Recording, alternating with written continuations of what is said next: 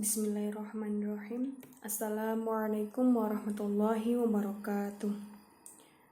Alhamdulillahirrabbilalamin. Assalatu wassalamu ala asrafil anbiya'i wal mursalin wa ala alihi wa sahbihi ajma'in, amma ba'du. Yang terhormat Profesor Dr. Sokib MPDI selaku dosen pengampu mata kuliah Psikologi Agama serta teman-temanku PAI 5B yang berbahagia. Di sini kami dari kelompok 8 akan mempresentasikan makalah kami yang berjudul Pengaruh Budaya Terhadap Jiwa Keagamaan, yang beranggotakan saya Fadilatur Ruha, Khalifatus Suidah Khairiyah, Fariska Nadifatul, dan Muhammad Fatoni Diaur.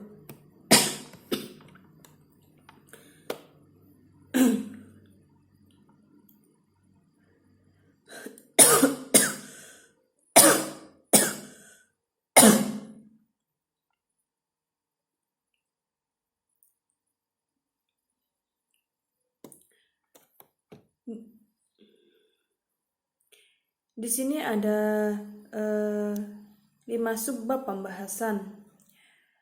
Yang pertama adalah pengertian tentang teori fungsi kebudayaan. Subbab yang kedua adalah kebudayaan dan tradisi keagamaan. Subbab yang ketiga, hubungan tradisi keagamaan dan sikap keagamaan. Untuk subbab yang keempat adalah pengaruh kebudayaan dalam era global terhadap jiwa keagamaan, dan subbab yang terakhir adalah perubahan sikap dan perilaku keagamaan. Untuk subbab yang pertama, yaitu pengertian tentang teori dan fungsi kebudayaan, yang akan disampaikan oleh Saudari Khalifatus Suidah Khairiyah. Untuk subbab yang kedua, yaitu kebudayaan dan tradisi keagamaan, yang akan saya sampaikan. Untuk subbab yang ketiga, yaitu hubungan tradisi keagamaan dan sikap keagamaan, yang akan disampaikan oleh Saudari Fariska. Subbab yang keempat, yaitu pengaruh kebudayaan dalam era global terhadap jiwa keagamaan, yang akan disampaikan oleh Saudara Muhammad Fatoni. Dan untuk subbab yang terakhir, yaitu perubahan sikap dan perilaku keagamaan, yang akan disampaikan oleh Saudari Khalifatus. Baik, saya akan memulai untuk menjelaskan subbab yang pertama, yaitu tentang pengertian tentang teori dan fungsi kebudayaan. Yang pertama yaitu tentang kebudayaan itu sendiri. Kebudayaan itu berasal dari bahasa Sanskerta, yaitu budaya, yang merupakan bentuk jamak dari budi, yaitu budi dan akal.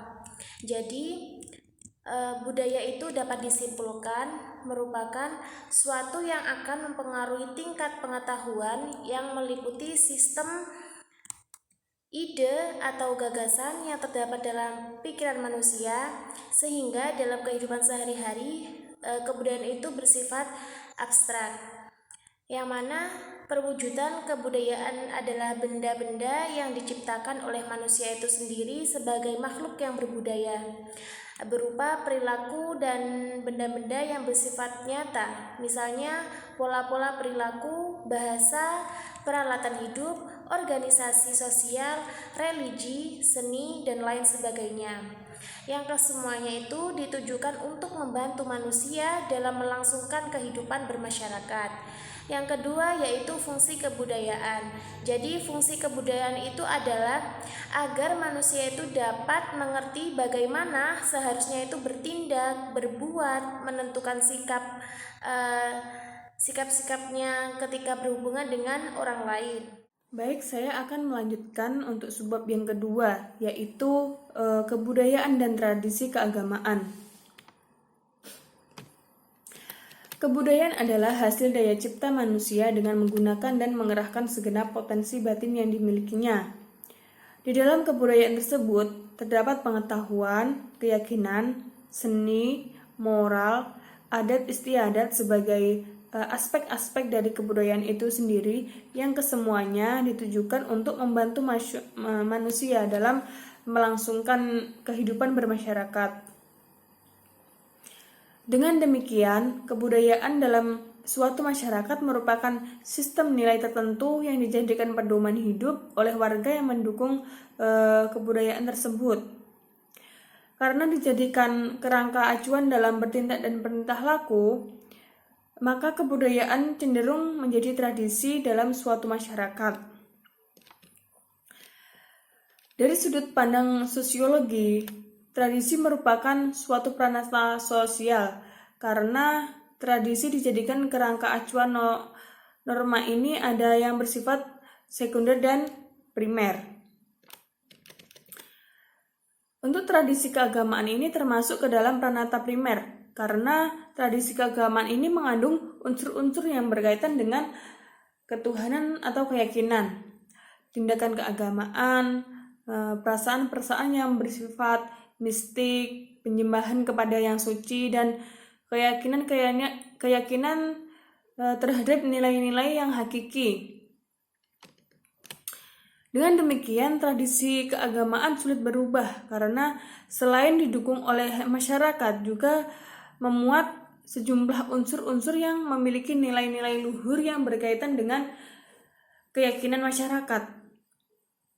Tradisi keagamaan mengandung nilai-nilai yang sangat penting yang berkaitan erat dengan agama yang dianut masyarakat atau pribadi-pribadi pemeluk agama tersebut.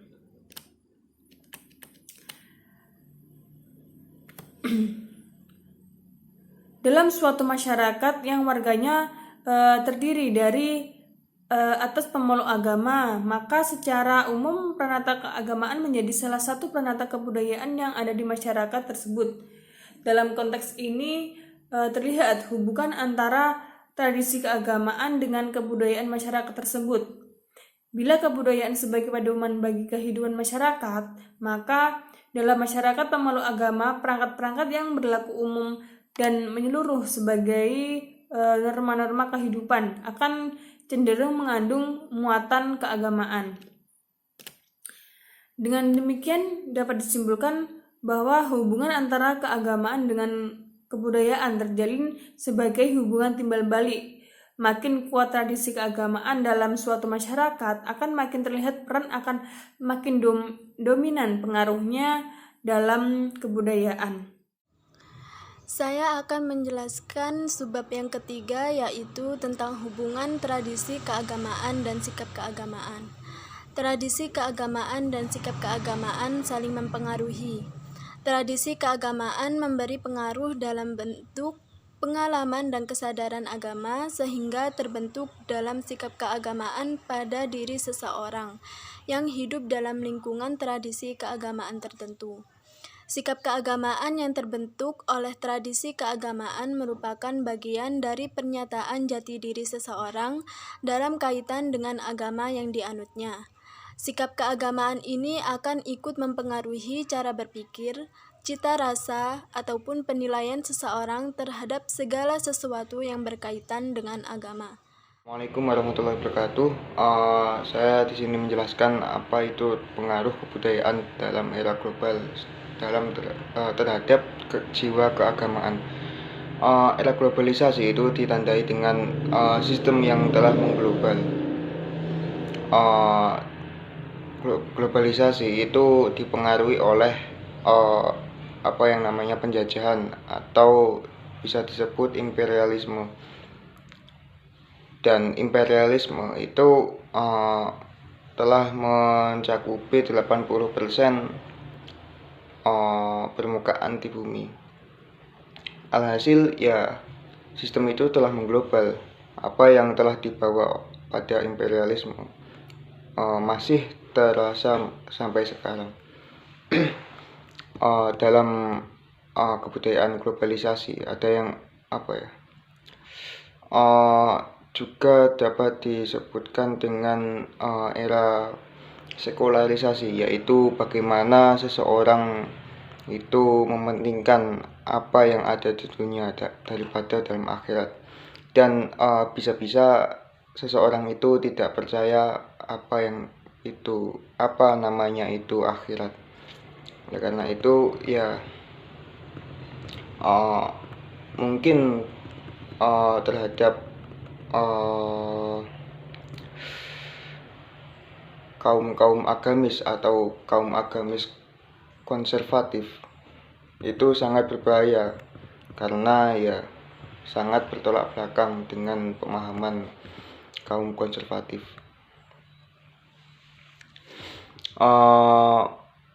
Ada karena ada permasalahan globalisasi, ya ada juga apa yang muncul apa yang namanya masalah, yaitu permasalahan lahan, polusi, kemanusiaan, pendidikan, dan lain sebagainya.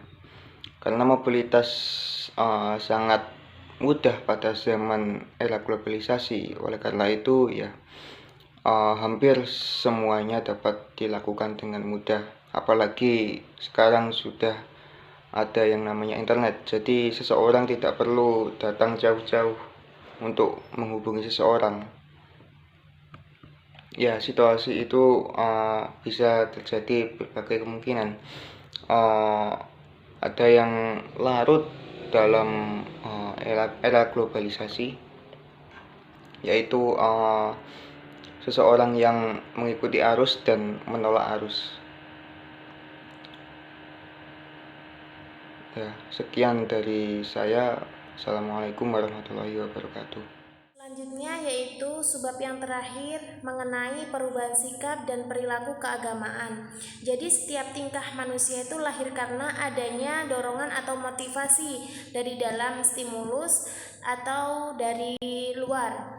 Sedangkan dorongan atau motivasi itu dimaksudkan adalah kekuatan penggerak yang membangkitkan kegiatan dalam diri manusia itu sendiri untuk memotori tingkah laku serta menggerakkannya pada suatu tujuan atau berbagi tujuan. Selanjutnya, para ahli ilmu jiwa modern membagi dorongan-dorongan itu menjadi dua pokok, yaitu dorongan fisiologis dan dorongan-dorongan psikis.